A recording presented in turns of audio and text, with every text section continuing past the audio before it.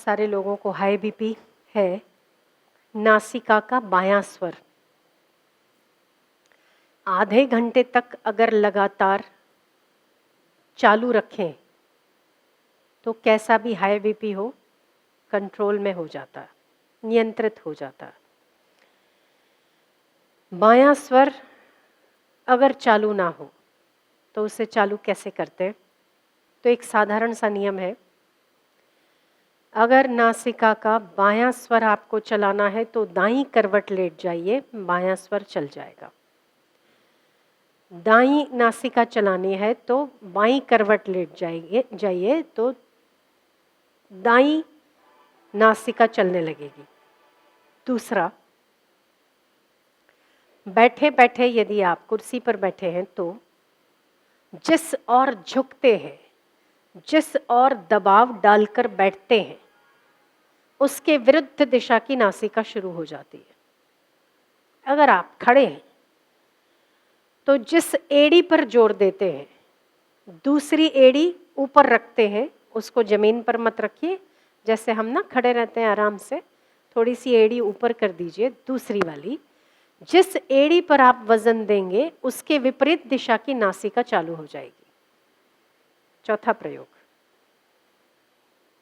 तो किसी को स्वर चलाना हो दायां या बायां तो स्वच्छ रुई हो, साफ सुथरी, जो चलाना हो उसके विपरीत दिशा में रुई डाल दीजिए। थोड़ी देर के बाद वो आसानी से वो वाला स्वर चलने लगेगा। अगर तो आपको सर्दी जुकाम नहीं है तो, किसी को सर्दी जुकाम है तो सूर्य स्वर मतलब राइट, सूर्य स्वर अगर आधा घंटा चला लिया जाए तो सर्दी जुकाम भी ठीक होने लगता है। कई भयंकर बीमारियां भी स्वर के केवल बदलने मात्र से ठीक कर सकते हैं, पर उसके लिए स्वर का अभ्यास चाहिए। जिनके पास स्वर का अभ्यास नहीं है वो ये 4 प्रयोगों से स्वर बदल सकते हैं। बायां स्वर यदि आधा घंटा लगातार चलाया जाए तो हाई बीपी में आशातीत परिणाम प्राप्त होते हैं। लो बीपी, 32 किशमिश चीनी मिट्टी के बर्तन में 12 घंटे तक भिगो के रखे जाएं।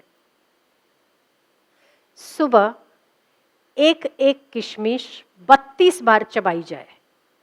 32 दाने 32 बार चबाना, 32 दिन तक करना। ठीक है, 32 32 32 32 किशमिश के दाने 12 घंटे चीनी के बर्तन में भिगोए जाएं। सुबह खाली पेट एक एक दाना 32 बार चबा के, दूध लेना हो तो ले सकते हैं, ना लेना हो आप गुनगुना जल ले सकते हैं। उसका पानी जो किशमिश का पानी है वो पिया जा सकता है। 32 दिन तक लगातार इस प्रयोग से लो बीपी ठीक हो जाता है। जो लोग लो बीपी से मूर्छित हो जाते हैं, कई लोग हॉस्पिटल में आते आते बेहोश हो जाते हैं, जिनको बहुत लो बीपी रहता है, 40 पहुंचता है, 35 पहुंचता है, 45 पहुंचता है और मूर्छित हो जाते हैं। डॉक्टर ठोकते हैं इंजेक्शन। अगर आपके पास आंवले का पाउडर है तो शहद में घोल के दे दीजिए। आंवले का रस बहुत उत्तम है, पर आप हर जगह पर आंवले का रस नहीं निकाल सकते, तो हम आपसे ये कहेंगे 4 महीने, जो अभी 3 महीने जो सर्दियों के हैं, आंवले का सेवन ज़रूर करना चाहिए। अगर तो आपको जोड़ों में दर्द ना हो, अगर आपको हर जॉइंट पेन ना होता हो तो आप आंवले का सेवन कर सकते हैं शहद के साथ। आंवले का रस 1 चम्मच, 1 चम्मच शहद। आंवले का रस तो ज़्यादा भी लिया जा सकता है आपकी अनुकूलता के हिसाब से।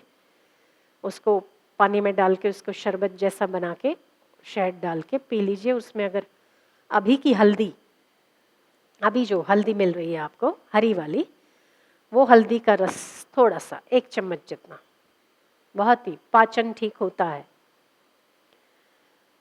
बालों में, चमड़ी में सुधार होता है।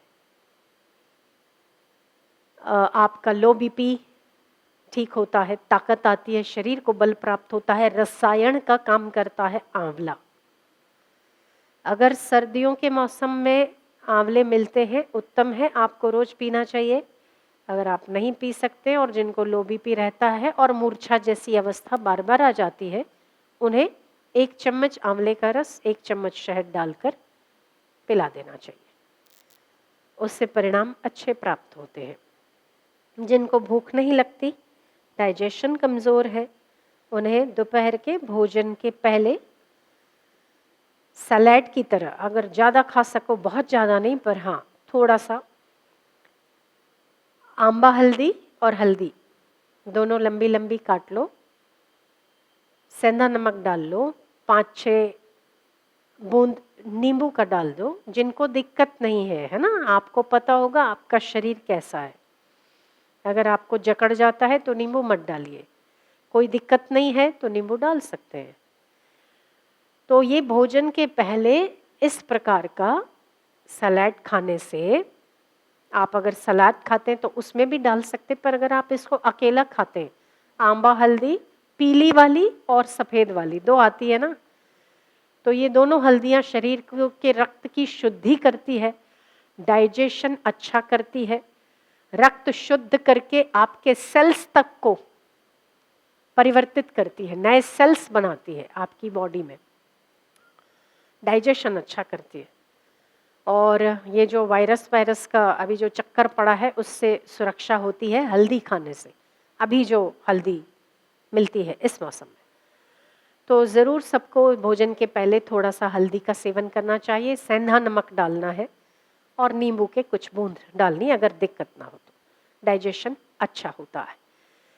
दूसरा एक प्रयोग, जिसको डाइजेशन वीक है, बहुत पचता ही नहीं है, उसे क्लॉकवाइज भोजन करने के बाद, हाथ धोने के बाद, गीले गीले हाथों से सीधे हाथ की दूसरी उंगली, मध्यमा उंगली आपकी नाभि के इर्द गिर्द आपको घुमानी है और गीता का ये श्लोक बोलना है, अहम वैश्वानरो भूत्वा प्राणिनाम देहमाश्रितः प्राणापान समायुक्तम पचाम्यन्नम चतुर्विधम।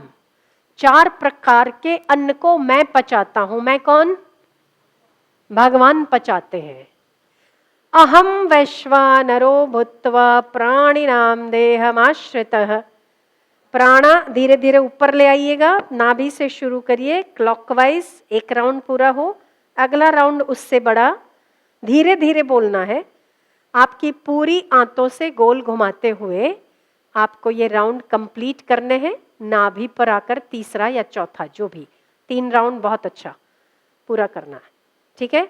यही भावना करते हुए कि हे विश्वात्मा, आप वैश्वानर हैं, सभी के भीतर आप ही भोजन ग्रहण कर रहे हैं, तो मेरे अन्न को पचाने में आप मददरूप होइए। 4 प्रकार के अन्न आप पचाते हैं, मेरी जठराग्नि में बैठकर भी आप कई प्रकार के अन्नों को पचाने वाले बनिए।